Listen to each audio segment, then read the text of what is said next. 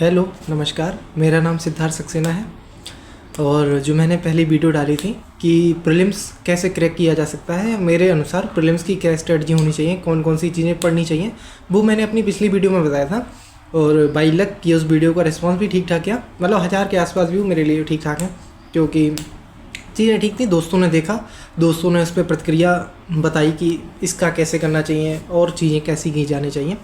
तो उसको देखने के बाद मुझे ये फील हुआ कि अब जैसे प्रीलिम्स की तैयारी कैसे करनी है वो मैंने बताया। तो प्रीलिम्स के दौरान, तैयारी के दौरान बहुत सी गलतियाँ जो मतलब मैंने भी की और कई सारे एस्पिरेंट्स भी करते हैं जो मैंने देखा है, उन गलतियों को नोट करना भी ज़रूरी है, क्योंकि गलती अगर होंगी उनको पहचान में लाएंगे तभी हम उसका समाधान कर सकते हैं। अब आप गलती कर रहे हैं लेकिन आपको ये एहसास ही नहीं है कि आप गलती कर रहे हैं, तो आप उस गलती को अवॉइड कैसे कर सकते हैं। तो आज की वीडियो मैं उसी के लिए लाया हूँ कि प्रीलिम्स के दौरान ऐसी कौन कौन सी गलतियाँ हैं जिनको आपको अवॉइड करना चाहिए। तो सबसे पहले मैंने इसको 3 भागों में बांटा कि प्रीलिम्स की तैयारी करने से पहले आपको कौन कौन सी गलतियों से बचना चाहिए। एक है तैयारी के दौरान आपको कौन कौन सी गलती से बचना चाहिए, और एक आपका जब सिलेबस वगैरह हो जाए या तैयारी हो जाए उसके बाद कौन सी गलती से बचना चाहिए। ठीक है, तो सबसे पहले प्रीलिम्स की तैयारी से पहले आपको किन कौन कौन सी बड़ी गलतियों से बचना चाहिए।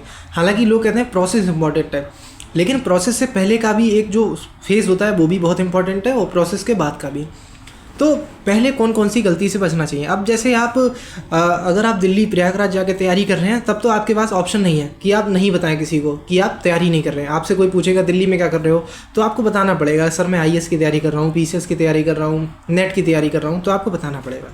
लेकिन आजकल क्या है, जो टेली शिक्षा है उसका युग इतना आ गया है कि हम घर बैठे आज भी एक बेहतर एजुकेशन, बेहतर तैयारी कर सकते हैं। तो मेरी आप सबसे यही रिक्वेस्ट है, अगर आप घर में रह के आईएएस या पीसीएस की तैयारी कर रहे हैं तो आप ज़्यादा गुणगान ना खाएं। अगर आपसे कोई पूछे भी तुम किस चीज़ की तैयारी कर रहे हो तो नॉर्मल बताओ, ये मत बताओ कि मैं आईएएस की तैयारी कर रहा हूँ या पीसीएस की तैयारी कर रहा हूँ। ठीक है, उससे क्या है, पहली बात तो मन में इंसान हंसता है, आईएएस और पीसीएस की तैयारी करने वालों पर लोग हंसते हैं। हालांकि वो अलग बात है जब सिलेक्ट हो जाते हैं तो कि हाँ मुझे पता था, पूरा भरोसा था, ये वो। जब आप बताते हैं कि मैं तैयारी कर रहा हूँ तो वो ये मान के चलते हैं कि तुमसे ये होने वाला नहीं है, भले ही आप कितने भी होशियार हो या फिर कुछ भी। ठीक है, तो सबसे पहली बात, आपको अपनी जो प्रोसेस है, आपको जो अपने प्लान्स हैं उनको बताना नहीं है, तो आपको अपना जो गुणगान है उसको रोकना है। सही है, पहली बात। दूसरी बात, आपको किसी की भी स्ट्रेटजी को, जैसे आप जब तैयारी स्टार्ट करेंगे उससे पहले कई चीज़ों को देखेंगे, यूट्यूब चैनल्स को फॉलो करेंगे, अपने सीनियर्स से पूछेंगे या फिर कोचिंग संस्थान जो हैं उनके इश्तिहारों को देखेंगे। तो मेरा कहने का मतलब ये है, जब आप तैयारी स्टार्ट कर रहे हैं, आपकी उम्र 20-21 के आसपास है, 19 तो है ही मान लीजिए, तो आप उस समय किसी भी व्यक्ति के अंधानुकरण से बचें। ये बहुत इंपॉर्टेंट चीज़ है। अब जैसे मैंने मैक्सिमम बच्चों को देखा, जैसे जो इंटर और बीएससी पास हुए हैं, तो उनके दिमाग में एक छवि बनी हुई है कि मुझे उस संस्थान से तैयारी करनी है, उस संस्थान से ही आईएएस बनते हैं।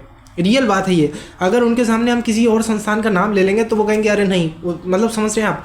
तो उन चीज़ों को बहुत ही ध्यान से टैकल करना है आपको, क्योंकि आप खुद ही अब विवेकी इंसान हो चुके हैं। 19 साल की उम्र में, हिंदी मीडियम में 19 साल का हो जाता है इंसान ग्रेजुएशन के बाद, इंग्लिश मीडियम में थोड़ी और एज बढ़ जाती है, जिस कारण और मैच्योरिटी हो जाती है, इसीलिए इंग्लिश मीडियम में थोड़ा आउटपुट बेहतर है। तो किसी भी चीज़ का, चाहे व्यक्ति हो, चाहे कोई संस्थान हो या फिर कोई भी विचार हो, उसका अंधानुकरण करने से बचें। अब जैसे कोई व्यक्ति आपसे ये कहते हैं कि वो खुद आईएएस निकाला हुआ है और वो आपसे ये कह रहा है कि एनसीईआरटी मत पढ़ो, तो आप उसकी बात को मत मानो। आप अपने मन से सोचो क्या एनसीईआरटी पढ़ना मेरे लिए फ़ायदेमंद होगा, या मैं इनकी बात मान के एनसीईआरटी को स्किप कर दूँ, वो ज़्यादा अच्छा होगा। ठीक है, पहली बात समझ आई। तो ये तो आपको तैयारी से पहले कौन कौन सी चीज़ें हैं जिनको से अवॉइड करना है। ठीक है, दूसरी बात, तैयारी के दौरान आपको कौन कौन सी चीज़ों को अवॉइड करना है। अब जब मैं दिल्ली में मैंने तैयारी की, मैं लाइब्रेरी में बैठता था, शुरुआत में मेरी भी हालत ऐसी थी, और बाद में मैंने और लोगों को भी देखा जिनको 1.5 साल हो गया तैयारी करते हुए, वो सुबह लाइब्रेरी आ जाते हैं 8 बजे। मतलब आप समझ रहे हैं उनका डेडिकेशन किस स्तर का है। 8 बजे आएंगे और रात में भी जाते हैं 8-9 बजे, लेकिन पूरे दिन वो करते हैं, पूरे दिन उनकी क्लास, वीडियो क्लास जो है वो चलती रहती है, क्योंकि उनके संस्थानों ने उन्हें 3-3 घंटे की क्लासें दी हैं। तो पूरे दिन वो आराम से देखते रहते हैं, उसी में देखते देखते सो लेते हैं। और नाम ये है कि जब आप शाम को जाएंगे आपको बहुत संतुष्टि का अनुभव हो रहा है कि आज मैंने 12 घंटे पढ़ाई की, आज मैंने 14 घंटे पढ़ाई की। बट आपने रियल में पढ़ाई जो है वो 0 घंटे की, आपने सिर्फ वीडियो देखी है। वीडियो देखना नो डाउट इंपॉर्टेंट है, बट आप वीडियो के साथ कितना पढ़ रहे हो, बहुत इंपॉर्टेंट है। ठीक है, और मुझसे कमेंट्स में लोगों ने पूछा भी था कि आपने कौन कौन से सोर्सेज को फॉलो किया, वो मैं अगली वीडियो में बताऊंगा, क्योंकि सोर्स कौन से फॉलो किए वो ज़्यादा इंपॉर्टेंट नहीं है, लेकिन कौन कौन सी स्ट्रेटजी या फिर कौन से विचारों को फॉलो किया वो ज़्यादा इंपॉर्टेंट है। मैं ये भी नहीं कर रहा हूँ कि आप मेरी बातें मानिए, आप अपने हिसाब से सोचिए। तो पहली बात, पूरे दिन जो क्लास देखने वाली प्रवृत्ति है इसको अवॉइड करिए। अगर आपका पहला ही दिन है तब भी आप, मैं कहता हूँ 2-3 घंटे की आपकी जो भी क्लास है आप उसको देखो, फिर उसका पूरे दिन में उसका रिवीजन करो आप, और भी चीज़ें अपने मन से पढ़ो, लेकिन पूरे दिन क्लास देखने वाली प्रवृत्ति मत फॉलो कीजिए। दूसरी बात, कई बहुत महत्वपूर्ण व्यक्ति हैं या फिर कई बहुत महत्वपूर्ण संस्थान हैं जो कहते हैं आप एनसीईआरटी छोड़ दो, एनसीईआरटी छोड़ दो, क्योंकि हमारे जो नोट्स हैं उनमें एनसीईआरटी समाहित है। तो मैं यार आपसे यही कहूँगा कि वो चीज़ आप मत करो। समाहित तो हर जगह हर चीज़ है, लेकिन एनसीईआरटी जो है, मैंने सच बताऊँ तो 2022-23 तक एनसीईआरटी बिल्कुल नहीं छुई थी। मैंने जो नोट्स थे कोचिंग वाले उन्हीं को फॉलो किया, और सच्चाई बात ये थी कि मेरे आउटपुट जो थे नहीं मिल रहे थे उनको। या तो आप इतना रटो कुछ पूछो मत, लेकिन एनसीईआरटी जो है वो आपके लिए नहीं बनाई गई, क्लास 6, 7, 8 व्यक्ति के लिए बनाई गई है। तो उनको आप पढ़ते हो तो आपकी एक बेसिक अंडरस्टैंडिंग विकसित होती है और आपको समझ में ही बेहतर आता है। तो मैं आपसे यही कहूँगा, एनसीईआरटी आपको स्किप नहीं करनी है। और पीसीएस की तैयारी के लिए आपको बहुत ज़्यादा एनसीईआरटीज़ भी नहीं पढ़नी है, कुछ ही एनसीईआरटी पढ़नी है, जो कि मैं अगले वीडियो में बताऊँगा कि मैंने इतिहास में कौन सी पढ़ी, भूगोल में कौन सी पढ़ी, ठीक है। तीसरा, अब पीसीएस का सबसे बड़ी प्रॉब्लम क्या है कि पीसीएस, जैसे आप दिल्ली या प्रयाग रह रहे हो तो आपको ये पता होगा, जैसे ही आप घर रूम से बाहर आते हो लाइब्रेरी के लिए, तो आप देखोगे रोज़ एक नया मैटर आ जाता है मार्केट में उपलब्ध, जैसे कि वाणी प्रकाशन की बुक, और सबसे बड़े महाधनुर्धर ज्ञानी वो लोग हैं, ये किताब बहुत अच्छी है, इससे क्वेश्चन 20 में से 20 बचते हैं, ठीक है। अब कोई व्यक्ति अच्छा खासा अपनी एक बुक फॉलो कर रहा था, अपने कोचिंग नोट्स फॉलो कर रहा था या एनसीईआरटी फॉलो कर रहा था, उसके दिमाग में ये आ गया कि अगर मैं इसको नहीं पढ़ूंगा तो मेरे क्वेश्चन जो है गलत होने के चांस है। अब उसने वो 2 चीज़ें तो पढ़ी हैं, अब उसने ये भी उठा ली। या फिर किसी कोचिंग के नोट्स, जैसे कोई भी XYZ, नाम लेना उचित नहीं, मान लिया है अरे यार इस मेरे नोट्स में ये पॉइंट नहीं था, इस नोट्स में इसका मतलब ये अच्छा है, तो उसने वो भी उठा लिया। अब मतलब एक ही विषय के वो 4-4 नोट्स पढ़ रहा है। तो आप समझ सकते हैं कि किस स्तर की चीज़ें फेस करनी होंगी उसको। शुरू में तो उसको मजा आएगा कि मैंने इतिहास में बिल्कुल पारंगत हो गया, लेकिन बाद में जो स्थिति है बहुत बिगड़ने वाली है। तो इन चीज़ों से बहुत ज़्यादा बचना है। आपको सिर्फ एक चीज़ फॉलो करनी है, लेकिन एक चीज़ को इस तरीके से फॉलो करना है कि वो चीज़ बिल्कुल आपके सामने आत्मसमर्पण कर दे।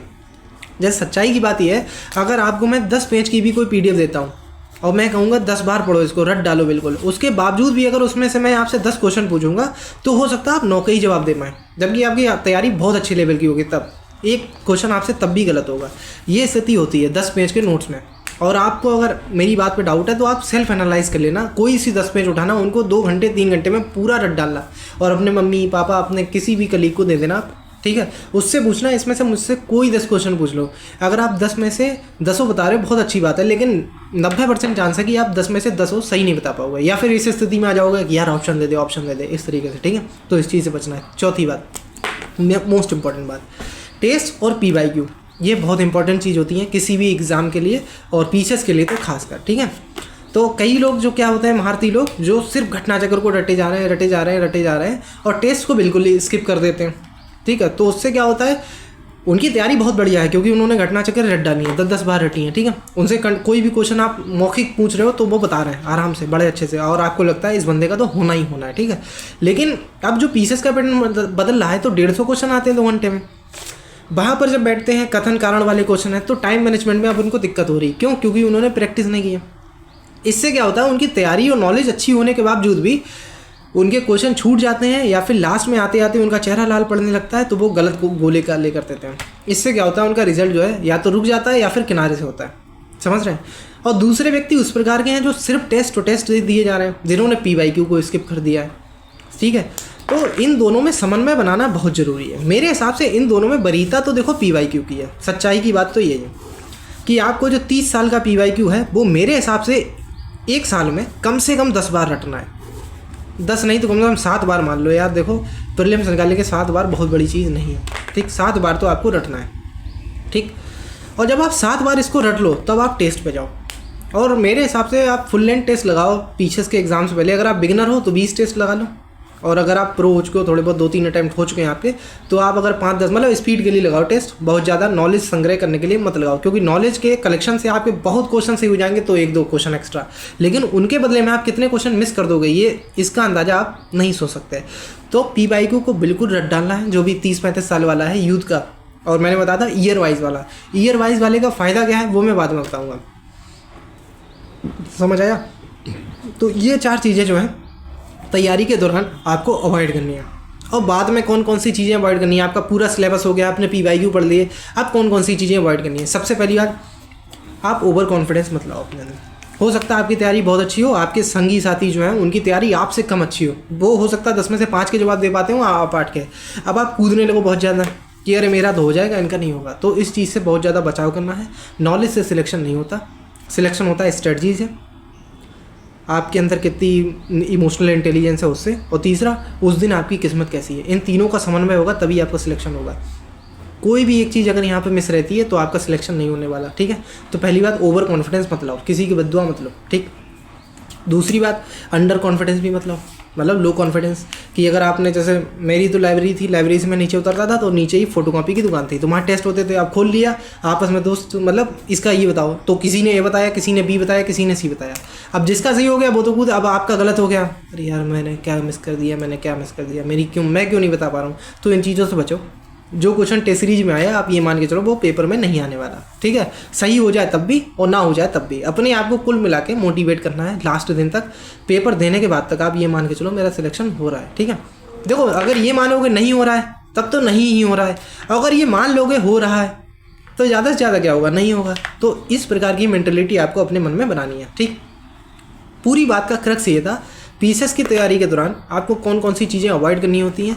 तो सिंपली मैं बताऊं तो पहली बात, अंधानुकरण अवॉइड करना है। दूसरी बात, टाइम वेस्ट अवॉइड करना है। तीसरी बात, आप पढ़ो, बहुत मेहनत से पढ़ो, निसंदेह बहुत मेहनत से करो। एक हो सकता है आप 12 घंटे मेहनत करो, मेरे हिसाब से 12 घंटे मेहनत करने से अच्छा है आप 8 घंटे स्ट्रेटजी वाइज मेहनत करो, ठीक है। 12 घंटे क्लास देख रहे हो, 14 घंटे क्लास देख रहे हो, नींद भूख प्यास सबका त्याग कर रहे हो, उससे कोई फ़ायदा नहीं, रिजल्ट आने वाला नहीं है। उस तरीके की मेहनत आप मत करो, आप अपने मन से सोचो। और रोज़ रात में जब भी अपने रूम पे जाओ तो आपने जो भी पढ़ा है उसमें से अगर क्वेश्चन सॉल्व कर रहे हो या फिर मन में सोच रहे हो, तो आप मन इतना मान के चलो, अगर आप मन में सोच रहे हो कि आज मैंने जो पढ़ा है उसका आउटपुट आया है या नहीं आया है, तब तो आपकी मतलब ठीक ठाक तैयारी रहेगी। अगर आप सिर्फ टाइमर लगा के इस बात को संतुष्टि दे रहे हो अपने मन को कि आज मैंने 14 घंटा टाइमर पूरा कर लिया, आज मैंने 12 घंटा टाइमर पूरा किया, तो आप जो है लैग हो रहे हो, ठीक है। तो क्लासेस का बहुत ज़्यादा जो है एक्सेसिव अवॉइड करनी है। क्लास किस किस चीज़ की देखनी है, डेली, और डेली स्तर पे देखनी है, और ये नहीं हो पाता किसी से। नंबर 1, करंट अफेयर्स की डेली क्लास देखनी है, पीसीएस भी कवर होगा इसमें, और दूसरा जो वनडे एग्ज़ाम है जितने भी वो सब भी कवर होंगे। यार देखो, वनडे एग्ज़ाम मत करो भाई, मत करो, लेकिन जब आप पेपर देखते हो किसी चीज़ का ना, तो और उसमें आपको क्वेश्चन पता होते हैं तो आपको कॉन्फिडेंस आता है, पहली बात, ठीक है। तो करंट को डेली क्लास देखो, तो वो नहीं देखेगा इंसान, बल्कि क्या देखेगा, मैराथन देखेंगे। और किसी महानुभाव ने डाल दिया यूरोप और भारत के बीच व्यापार जो है क्यों बंद हो गया था, तो इसके ये नॉर्मल नॉलेज के लिए अच्छी हैं, बट आप अपने सिलेबस और अपने सिलेक्शन के बारे में जो क्लास इंपॉर्टेंट है उनको देखो, ठीक है। एनसीईआरटी को स्किप मत करो, और कौन कौन सी एनसीईआरटी पढ़नी है ये मैं अगली वीडियो में बताऊंगा। अगली वीडियो जो मेरी होगी उसमें मैं ये बताऊंगा कि मैंने कौन कौन से रिसोर्सेज को फॉलो किया था प्रीलिम्स और मेंस के लिए, ठीक है, जो कि बहुत इंपॉर्टेंट रहेगा मेरे हिसाब से। और मुझे लगता है मैंने उस चीज़ को फाइंड आउट करने में कम से कम 2 साल लगा दिए थे। मैंने शुरू में कोचिंग का अंधानुकरण करा था, 19 साल की उम्र में मैंने कोचिंग ज्वाइन कर ली थी 2019 में, ठीक है। तो मैंने कोचिंग को ब्लाइंडली फॉलो किया, उनके नोट्स रटता रहता था। बाद में मुझे पता चला कि ये तो मतलब कोई फ़ायदा नहीं है विशेष, ठीक है। तो ये चीज़ें आप ध्यान रखें कि एनसीईआरटी स्किप नहीं करनी है। टेस्ट और पीवाईक्यू का आप समन्वय बनाएं, लेकिन पीवाईक्यू को वरीयता दें। टेस्ट सिर्फ इसलिए दें ताकि आपकी स्पीड जो है वो मैनेज होती रहे, ठीक है। स्पीड के कारण आपका क्वेश्चन या फिर क्वेश्चन पेपर छूटना नहीं चाहिए। और अधिक प्रकार की जो पब्लिकेशन की बुक्स आती हैं उनको देख के डिमोटिवेट ना हो, और सबको पढ़ने का प्रयास बिल्कुल ना करें, इतना हमेशा याद रखें। तो मेरे हिसाब से ये चीज़ें अगर आप अवॉइड करेंगे तो आपको कुछ नहीं तो कम से कम 5-10% का तो लाभ मिलेगा ही, और 1-1% करके ही आपका सिलेक्शन होता है, ठीक है। चौथा, इतना ही हमेशा याद रखें, मैंने बताया था ओवर कॉन्फिडेंस में किस्मत वाली बात भी होती है। किस्मत बहुत इंपॉर्टेंट चीज़ है, इसलिए अपनी तरफ से, अपने एंड से आप ये मत ट्राई करो कि किसी का आपकी तरफ वजह से दिल दुखे, चाहे आपके दोस्त हों चाहे कोई भी हो। मतलब अगर किसी की सहायता ना कर पा रहे हो तो मिनिमम ये है कि आप उसको दिल मत दुखाओ, ठीक है। तो इतना कहना चाहता हूँ। बाकी नेक्स्ट वीडियो में हम मिलेंगे कि इस रिसोर्सेज मैंने कौन कौन से फॉलो किए और मेरे हिसाब से कौन कौन सी चीज़ें, मतलब कौन सी यूट्यूब वीडियो मैंने फॉलो की थी वो इंपॉर्टेंट रहेंगी पीसीएस के लिए। तो मेरी तरफ से इतना ही, बाकी जय हिंद, ठीक है, बाय।